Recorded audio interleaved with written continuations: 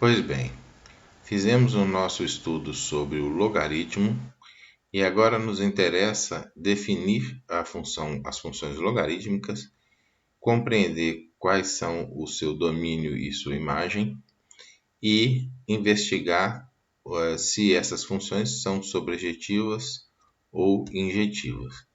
Então, nós vamos começar esse nosso estudo fazendo, como sempre, a definição da função. Nós definimos a função logarítmica como sendo a função que vai do r, que exclui o zero e pega apenas os valores positivos na reta real toda. E nós dizemos que ela é a função logarítmica se ela puder ser escrita no formato log de x na base a. Para esses valores de a, nós já comentamos a esse respeito, em que nós dizemos que o a é a base e que x é o logaritmando da função. Então, nós já comentamos sobre essa restrição. Essa restrição tem a ver com a necessidade da função estar bem definida.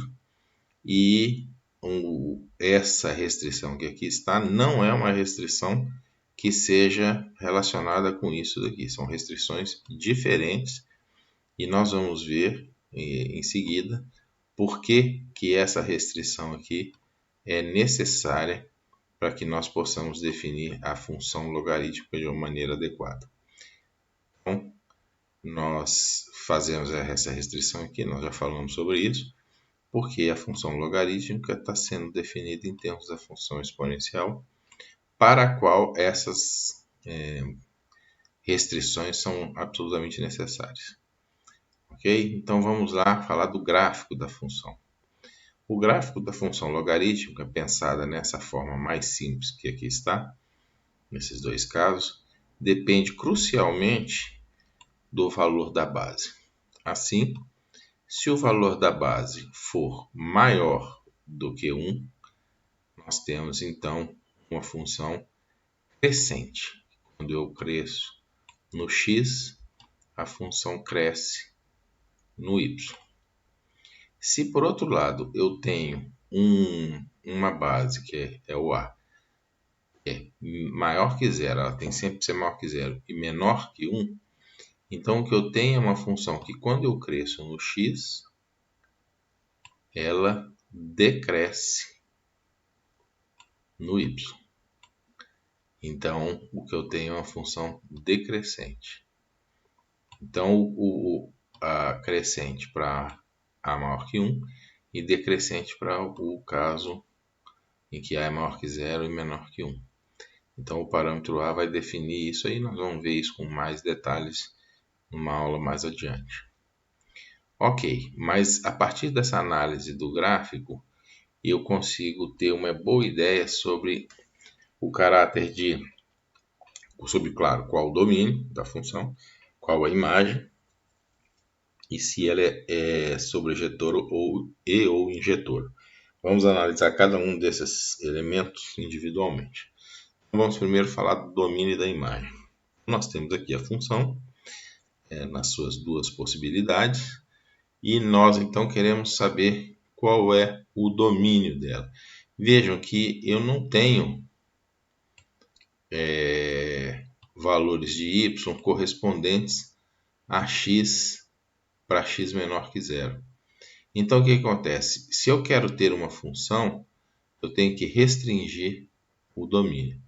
É por isso que aparece aquela restrição do domínio que foi mencionada, que é justamente para poder garantir que a função seja uma função bem definida. Então, a função logarítmica ela está definida, pelo menos nessa sua forma mais simples, né, que está aqui, ela está definida apenas para valores maiores que zero. A mesma coisa aqui, para essa função também, apenas para valores maiores que zero. Então, independente da base, essas funções só estão definidas para valores de x maiores que zero.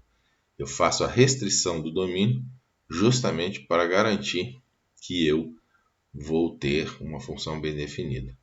Por outro lado, podem notar que essa função aqui é decrescente, essa daqui é crescente, mas seja lá como for, ela nunca tende a um valor fixo. Qualquer que seja o valor que você escolha aqui, ela vai sempre superar esse valor.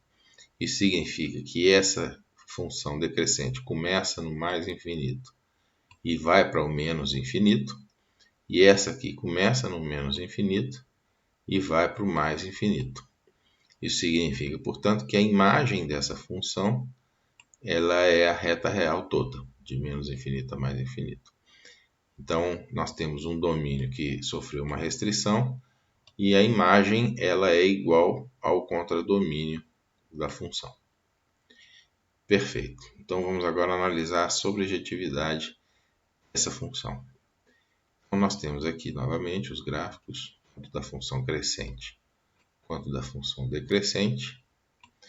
Essa análise não pode depender disso.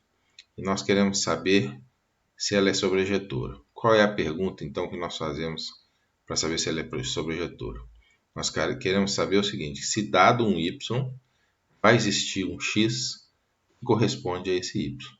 Se você pegar um y, todo y que você pegar tem que ter um correspondente para ela ser sobrejetora. Se existir um y que não tem o correspondente, então ela não será sobrejetora. Então vamos fazer essa análise. Nós podemos pegar então um y0, um valor qualquer, então é dado y, então um y0 qualquer, igualar então a função e perguntar se esse x vai existir. Então nós podemos inverter a função usando a definição. Nós temos então que o x é igual a elevado a y0, e nós nos damos conta de que o a, dentro das restrições que são impostas a ele, que é ser maior que zero e diferente de 1, então sempre vai existir um x associado a um y qualquer que você dê. Então, se isso é verdade, a função é necessariamente sobrejetora. Ou seja, a pergunta: existe y que não tem um x correspondente? A resposta é não. Não existe. Isso significa dizer, então, que todo o y tem um x correspondente. Se todo y tem um x correspondente, é porque a função tem que ser considerada como sobrejetora. Finalmente, a questão da injetividade. Aqui estão os gráficos novamente, para poder sempre fazer uma análise mais intuitiva. Nós podemos perguntar pela injetividade. Perguntar pela injetividade é perguntar o seguinte: que se dá dois valores de x diferentes, os valores associados da função vão ser também diferentes sempre. Então, repetindo, se dado dois valores da abscissa diferentes, nós queremos saber se necessariamente as ordenadas associadas a eles são diferentes também. É fácil de analisar. Tomamos os dois valores, calculamos a função para esses dois valores, que nós aqui igualamos a y1 e y2, e agora vamos comparar esses dois valores. Nós já sabemos que o x1 e x2 são diferentes, então nós podemos usar isso, dizer que x1 é diferente de x2, mas x1 é igual a elevado a y1, x2 é igual a elevado a y2, então eu posso passar dessa diferença para essa diferença aqui.